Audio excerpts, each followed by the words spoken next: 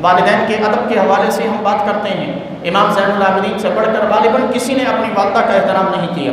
والد کی شہادت ہو چکی تھی، اب والدہ ساتھ تھی۔ امام زین العابدین کی عادت تھی کہ تمام تر حسن سلوک کے باوجود امام زین العابدین اپنی والدہ کے ساتھ ایک برتن میں کھانا نہیں کھایا کرتے تھے، ایک برتن میں ان کے ساتھ کھانا نہیں کھاتے تھے۔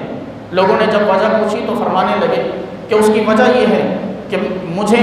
یہ محسوس ہوتا ہے کہ اگر والدہ کی ہم ایک پلیٹ میں کھانا کھائیں، ایک برتن میں کھانا کھائیں، اور اس برتن میں کوئی ایسی چیز ہو کہ جو والدہ کی نظر میں آ جائے اور والدہ اسے کھانا چاہیں، مجھے پتہ نہ چلے اور والدہ سے پہلے میں وہ کھا لوں تو میں اسے بھی گستاخی سمجھتا ہوں۔ یہ وہ ادب کا معیار تھا جو امام زین العابدین اپنے بعد والوں کو والدین کے حوالے سے دے کر گئے ہیں۔ آج ہم میں سے کون ہے کہ جو اس نہج پر اپنے والدین کے ادب کے حوالے سے سوچا کرتا؟ یقیناً امام زین العابدین رضی اللہ تعالیٰ عنہ کی زندگی ہمارے نوجوانوں کے لیے، ہماری نسلوں کے لیے ایک بہت بڑا آئیڈیل ہے۔ ہمیں امام زین العابدین کی سیرت کو پڑھنا چاہیے، امام زین العابدین رضی اللہ تعالیٰ عنہ کی قربانیوں سے واقفیت حاصل کرنا